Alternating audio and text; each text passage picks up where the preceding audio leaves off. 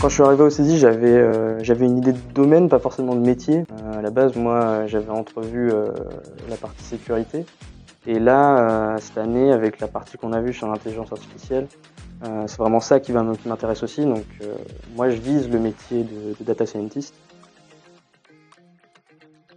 Côté compétences techniques, c'est assez divers en fait, parce qu'on touche à énormément de projets différents. On voit autant de compétences côté réseau, comment fonctionne un ordinateur tout simplement. On va voir des langages, comment fonctionne une intelligence artificielle.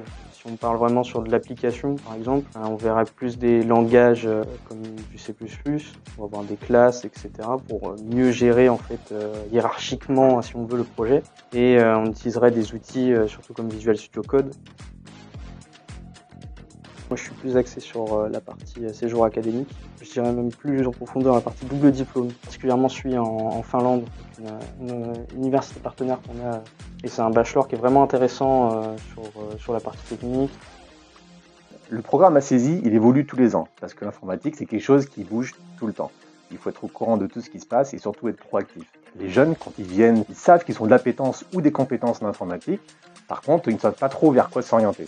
Donc, ce qui se passe, c'est qu'ils vont voir des spécialités qui vont être de la cybersécurité, du système, ils vont voir du réseau, du développement web, du développement applicatif. Donc tout ça va servir pour tous les grands enjeux du numérique aujourd'hui qui sont la cybersécurité, qui sont l'intelligence artificielle, le cloud, le big data, tout ce qui répond aux exigences des entreprises aujourd'hui.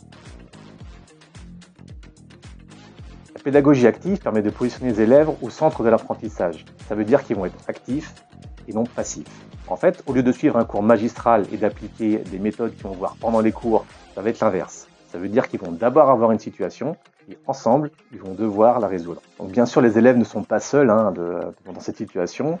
Oui, ils sont en groupe. Oui, il y a beaucoup d'autonomie, mais nous aussi, on est là pour les accompagner.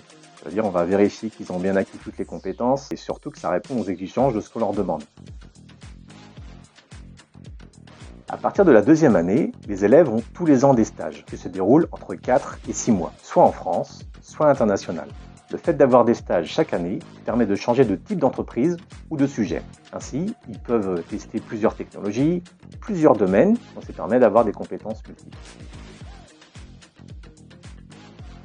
Le statut étudiant permet de dégager du temps pour des activités extrascolaires. Ça permet entre autres aux élèves de faire des activités comme de la freelance ou de l'auto-entreprise qui permet de mettre en application ce qu'ils ont appris à l'école ou alors de monter en compétences et en plus de générer des revenus. Le domaine du numérique et de l'informatique est propice au statut étudiant ou entrepreneur. Nous avons par exemple en 5e année une option entrepreneuriat qui permet d'une part d'acquérir toutes les compétences pour monter son entreprise et d'autre part de pouvoir remplacer son stage de fin de formation de 6 mois pour faire fructifier leur entreprise.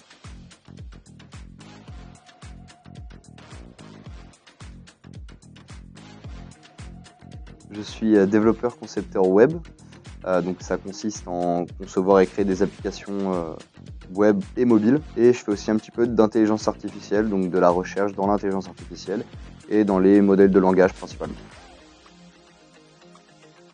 Donc sur la partie web, j'ai participé au développement de certains écrans, de certaines structures de back-end derrière, de logique métier, et de mise en place de bases de données également. Et ensuite, j'ai vraiment vu et pu travailler sur la partie aussi déploiement, donc sur la partie mise en recette et mise en production.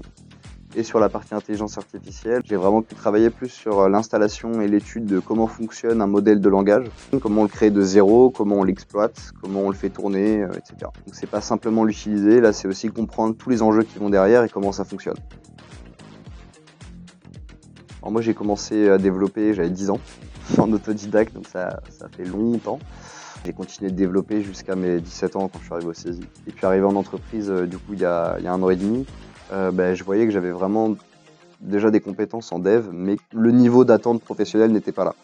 Évidemment, j'ai énormément appris et franchement, mes compétences ont bien plus monté en 1 an et demi qu'elles n'ont monté depuis que j'ai commencé à développer, parce que je suis entouré de personnes dont c'est le métier, donc forcément on progresse beaucoup plus vite. Si j'ai une galère, une question, quelque chose que je comprends pas, je peux demander à des collègues plus expérimentés de venir m'aider et me filer un coup de main. C'est même essentiel, on nous le dit dès qu'on arrive en entreprise, il faut aller demander de l'aide au bout d'un certain temps. Pas tout le temps non plus, il faut savoir chercher par soi-même, mais il faut trouver un équilibre. La fonction que j'occupe chez Soprasteria, c'est un statut d'alternante. Ça dans le but en fait sur 3 ans après de devenir développeuse full stack. Donc, le projet sur lequel je travaille, c'est une application qui s'appelle SIS, qui est à destination des agents de la SNCF, qui permet en fait la supervision des trains en pré-opérationnel, en opérationnel et en post-opérationnel. Pour mener à bien ce projet, donc on est une équipe assez complète, on est beaucoup, on est une bonne dizaine, et donc on travaille avec la méthodologie agile, donc sur différentes itérations. Donc une itération, c'est une période d'environ 4 semaines sur laquelle on va se fixer des objectifs pour développer certains éléments en ce qui concerne l'application. J'apprends et je réutilise des choses que j'ai déjà apprises à l'école. Mais par exemple, le développement que je fais, ça va être du Java. C'est vraiment une partie surtout découverte avec ce langage dans mon alternance. Et sinon, c'est utiliser ce que je sais déjà sur le travail en équipe.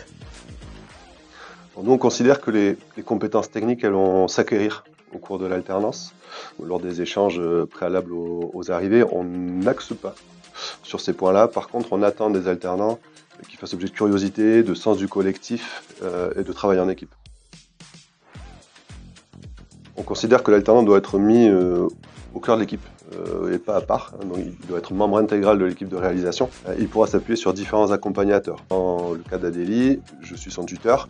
C'est moi qui vais veiller à ce que sa feuille de route soit claire, soit établie, anticipée et soit en accord avec sa formation à saisie. Je relaye pour toute la partie accompagnement technique à des développeurs qui sont sur le projet, qui auront une proximité avec elle et qui pourront veiller aux bonnes pratiques, présenter les règles à appliquer sur le projet, faire des feedbacks et puis apporter des solutions de déblocage rapides pour que l'alternance soit pas en difficulté.